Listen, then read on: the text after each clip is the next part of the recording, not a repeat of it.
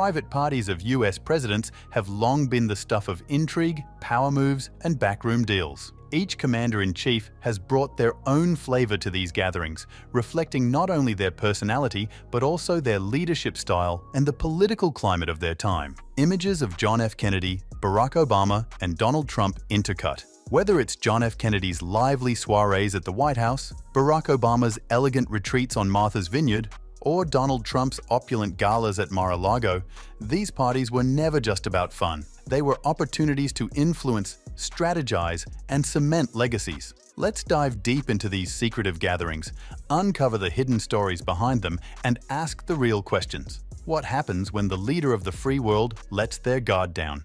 How do these events shape political alliances and cultural legacies? More importantly, what does it say about the person holding the highest office in the land? FDR's Warm Springs footage of Warm Springs, Georgia Franklin. D. Roosevelt's Warm Springs, Georgia, became his refuge from the pressures of the presidency. The therapeutic waters of the area first drew FDR in 1924 as he sought relief from the effects of polio. What began as a place for physical therapy soon transformed into a personal retreat where the 32nd president could escape from Washington's constant demands. Yet, despite its serene atmosphere, Warm Springs became a key location for Roosevelt's most intimate and critical political discussions. The gatherings at Warm Springs were informal, but filled with prominent figures from various sectors. Roosevelt's inner circle included political confidants like Harry Hopkins, Eleanor Roosevelt, and occasionally his daughter Anna, who became his emotional support during some of the most trying times of his presidency. Anna played a pivotal role in many of FDR's private and political moments, including the Yalta Conference in 1945. Her presence symbolized the importance of family and trust in Roosevelt's life. However, the idyllic setting also gave rise to tantalizing rumors. Some whispered that Hollywood starlets, foreign dignitaries, and influential figures converged in this secluded spot. Were these gatherings just for relaxation, or did they serve as strategic opportunities for sensitive negotiations away from prying eyes? Transition to JFK's White House with energetic music, John F. Kennedy transformed the White House into the ultimate hub of social and political power. The Camelot era was defined not just by his charisma and vision for a new America, but by the company he kept. The Kennedy White House brought together the brightest minds in art, literature, and politics, creating an air of sophistication that mirrored the youthful energy of his administration. Kennedy understood that influence wasn't just about policy, it was about who you surrounded yourself with. These gatherings were strategic, allowing Kennedy to forge alliances and extend his political capital beyond Washington.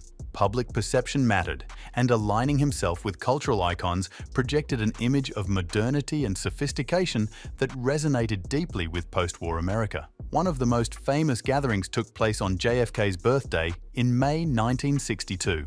While the public event at Madison Square Garden made headlines, it was the after-party at the Carlyle Hotel that captured imaginations, rumored to include an intimate moment with Marilyn Monroe. Jackie's dinners cut to elegant dinner settings. While JFK's parties were indulgent, Jackie Kennedy hosted her own captivating dinners, described as intoxicating experiences filled with elegance. These evenings went beyond formal gatherings.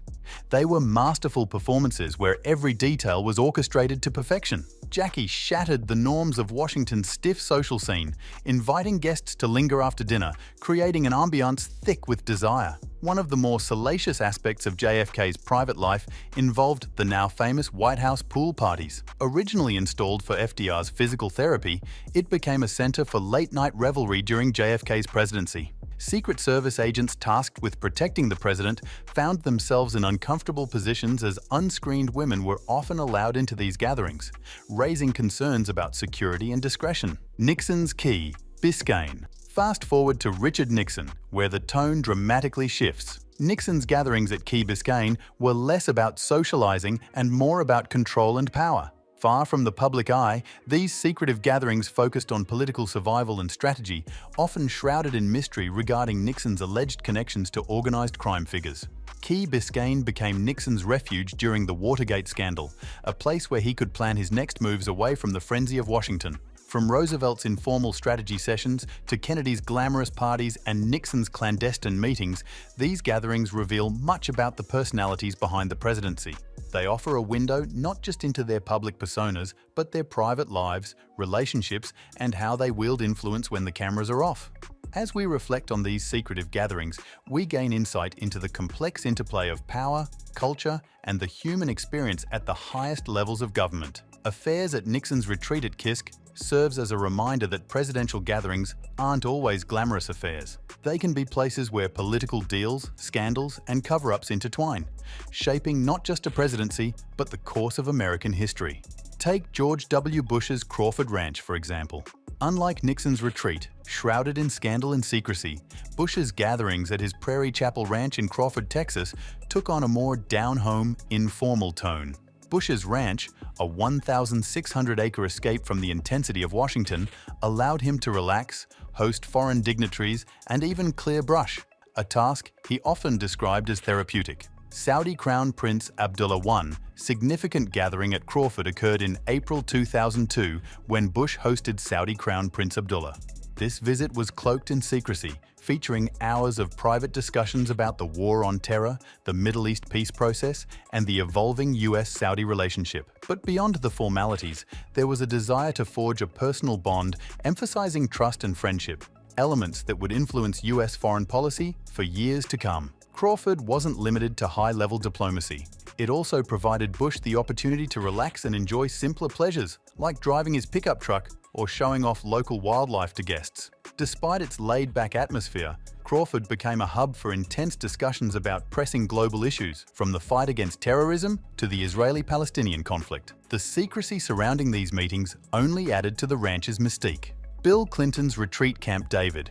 In contrast, Bill Clinton's retreats at Camp David offered a different level of intrigue. Initially, Clinton found the presidential retreat too remote and quiet, avoiding it for the first 17 months of his presidency. However, as pressures mounted, especially after the 1994 midterm elections, he began to embrace Camp David as a vital escape from the relentless spotlight of Washington. Long favored by presidents, Camp David had hosted crucial international summits, including the 1978 Camp David Accords. For Clinton, it took on a new significance during the Monica Lewinsky scandal in 1998. Amid intense media scrutiny, Clinton frequently retreated to Camp David to regroup. This isolated environment allowed him to hold private meetings and candid discussions away from public eyes. Unlike George H.W. Bush, who enjoyed large gatherings, Clinton preferred smaller, intimate settings with tightly controlled guest lists. As impeachment loomed, these weekends became opportunities to strategize and recalibrate politically. Not all significant uses of Camp David were about scandal. In 2000, Clinton hosted Israeli Prime Minister Ehud Barak and Palestinian Authority Chairman Yasser Arafat for peace talks, known as the Camp David 2000 Summit. Though the talks ultimately failed, they marked a pivotal moment in the Middle East peace process. Barack Obama. After Clinton, Barack Obama's retreats took on a more refined and exclusive tone, heavily tied to his personal network of allies and cultural figures. Martha's Vineyard became his go-to retreat during and after his presidency.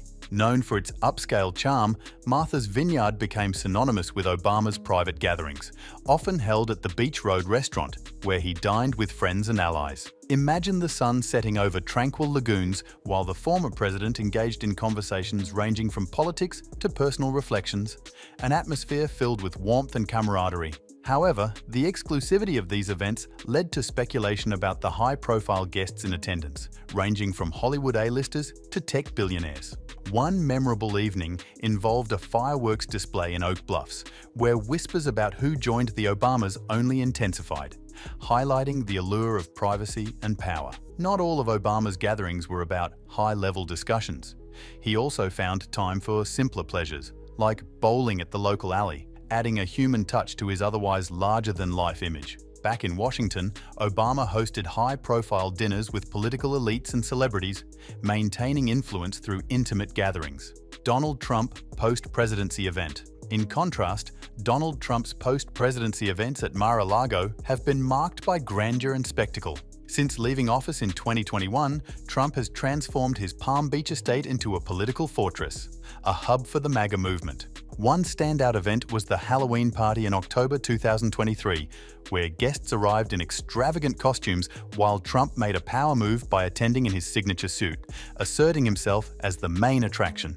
Melania Trump's surprise entrance added intrigue, having been absent from public life for months. Her understated presence made a statement amidst the spectacle. Beyond extravagant parties, Mar-a-Lago has hosted political fundraisers and gatherings for ultra-conservative organizations, becoming the beating heart of Trump's vision for America. Membership fees at Mar-a-Lago skyrocketed to $600,000 by 2022, reflecting Trump's enduring influence and relevance in the political arena. For many, the allure of Mar-a-Lago lies in the chance to be part of something bigger, to witness firsthand the spectacle of Trump's life. Ultimately, whether it's Kennedy's glamorous White House soirees, Nixon's secretive meetings, Obama's sophisticated dinners, or Trump's grand galas, these gatherings transcend mere social events. They are places where influence is wielded, alliances formed, and legacies shaped. Behind the scenes of these exclusive events lies a deeper understanding of power dynamics in America. It's about connections, influence, and the actions taken when the cameras aren't rolling. As we reflect on these private gatherings, we are reminded that the presidency is not just a public office. It is a position that allows those who hold it to shape the future in both visible and invisible ways. If you enjoyed this deep dive into the secret lives of US presidents, don't forget to like this video, subscribe to the channel, and leave a comment below. What do you think happens behind the closed doors of these exclusive events? Would you want an invite to one of these gatherings? If so, whose party would you want to attend the most? Let's keep the conversation going in the comments.